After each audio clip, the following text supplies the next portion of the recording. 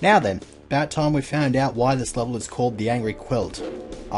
First thing we have to do though is go through this random gauntlet of crap, in which you just start in this random room and then you have to go out and then you have to go in here and risk getting burnt alive and run into the one random just enemy. I don't know why, but this is the only enemy in this little area.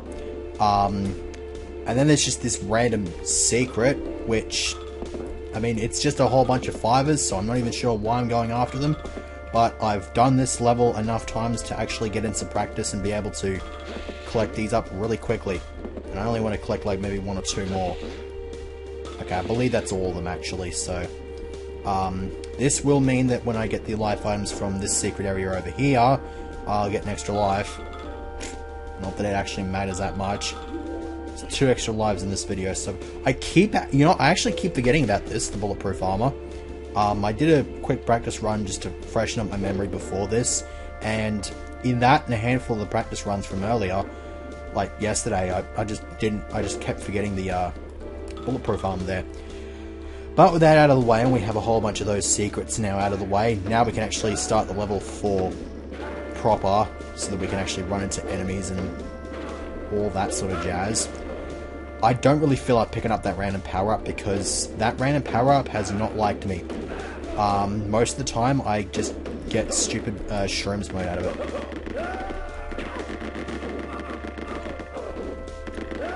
I feel like an idiot. I keep forgetting that I have a bulletproof armor on. Which means I can just rinse this guy right up close and personal. With the fiery walls in the background, I might as well take care of this area next. And just completely miss. Whatever. So, there's actually a secret wall here. It's very stupid because it is a lava wall. And it's even stupider because the silver key is not at all needed to complete the level. So now you're kind of wondering, okay, well, what sort of purpose does it serve? That we will find out once I'm done with this little area. And hopefully we're not going to get burnt alive. And here we get a flame wall, which will be useful for the next room or two, so I'm just going to beast that out. This is nice if I need to just get rid of all the barrels that are left here, because here's the wall, and then you got to do this, and then there's the flame wall. Yeah, the start of this level isn't particularly interesting. I might as well just say that right now. The interesting part is coming up though, once we have taken care of this room full of enemies. And damn it, I was kind of hoping to pick up that life item. It was a 25er. So here's the silver key door. This is all you get. I got a grand total of 1 life out of that, and I would have had a second had I picked up that 25er from earlier. Unfortunate, but whatever. Oh, it actually got these enemies up close and personal over here, so I could actually rinse them all with the flame wall. I'm not going to complain too much about that. I don't know why I'm actively going after life items to begin with. It's very stupid. I guess when I get close, I'm just like, screw it, I might as well go for that extra life. Anyways, that room back there, that was, like, that hallway had a firebomb. Whether or not I pick it up, it was really sort of dependent on whether or not I was going to use the flame wall before then. In this case, I have kept the hold of the flame wall. It's a lot easier to keep the flame wall here because there's a couple of Triad enforcers in that room that I just smashed the window of. And so those two are just sort of quite easily taken care of. And there's another one here, which again, I have the ammo to spare so I can rinse them. Him, to begin with. I'm not even speaking proper English. Yay! It's not really that big of a surprise. But anyways, I can't remember for the life of me what this touch plate even does. It might like open up a way to something. Might open up something in this chunk here. Okay, it does. I mean, there's a heat seeker and whatnot, but it's not really that relevant to my interests at the moment. So now we're in the area that's actually kind of interesting. So first we have this switch, and then we also have an elevator. Might as well get this elevator section out of the way because it's isolated and there's just a handful of enemies in this area. You just kind of want to get through here. the annoying part about this is that you actually have to go through here in order to beat the level. You have to trigger this touch plate, which opens up this area, and in here lies the gold key, which is mandatory to beat this level. And then, might as well collect these. I don't really have any reason why, it's kind of a waste of time, but whatever. And I just got sliced up by the spin blades. Good job. Alright, in that case, might as well heal up and go grab the bazooka. There's one over here. There was another one in that secret area, but no real need to go back there and grab that one. And I think there's another... I think there's another flame wall in this main area. Around this area, sort of. Anyways, get rid of you. And I remembered you this time. So you can piss off. I also remember this thing. This thing is the greatest thing in all of existence. This thing... It's killed one of its, quote-unquote, allies. I don't know why I stopped myself from saying friends there, but whatever. Wait a sec. I was wondering if that was automated or not. That would have been really interesting, because as far as I'm aware, the only automated jump pad was the one in the second level. I think I want to go this way first, actually. Because this is another interesting area of the level. Which I'm going to have to throw a save here for. Actually, I think I already have the save thrown. Yeah, you go in there.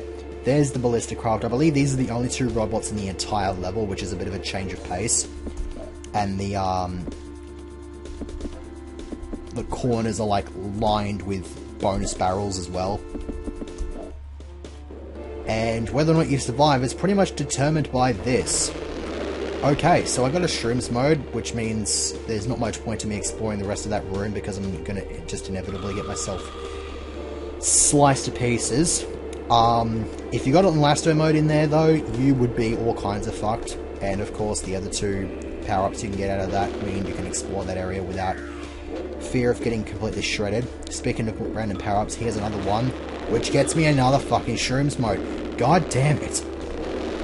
So there goes another 40 seconds of the segment.